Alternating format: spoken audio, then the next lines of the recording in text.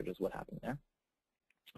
All right, so now we're going to go over to our installed plugins.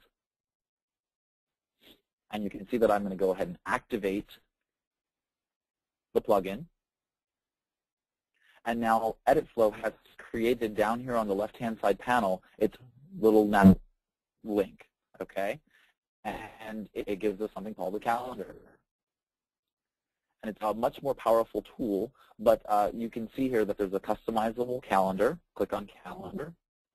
And we have a dashboard view of our blog posts and the content that we want to put up on our website. So if I am on a particular day, I just click the little plus sign that's to the top left-hand corner of that calendar, and you can see I can schedule a post with a title so that I can start to plan out what is going to go into our content editorial calendar. Okay, so that creates a scheduled post for that day. And now you can start working with your team, your content producer, and your tech to make sure all of the pieces of the puzzle are ready for this stuff to go. I really recommend that you plan out a year in advance.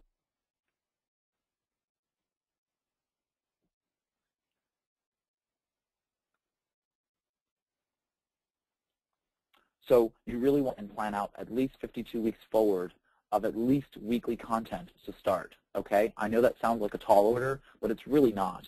You are producing lots and lots of content. You are probably not capturing that content when you are thinking about different things about your business, when you're interacting with customers, when you're interacting with staff and colleagues and going to events. You're producing the content in your mind. You're just not capturing it. So it's really about going ahead and capturing that content and getting that to your content producers and to your techs to be able to turn that into content for your audience to go ahead and see. So 52 weeks of content means one piece a week for a full year. You want to really plan that out. And you can use EditFlow or Google Calendar, Outlook.com, or another tool to be able to create that calendar and go forward. And then you really want to be able to produce 8 to 10 weeks of content ahead of the launch date of your website or blog. Okay, so if you decide to go ahead and launch the blog 8 to 10 weeks beforehand, you really want to go ahead and plan out what's going to be done. And note that I have cleverly, if you think I'm clever, I've cleverly excluded this from the hours necessary to go ahead and launch your website, because this really doesn't stop you from launching the website.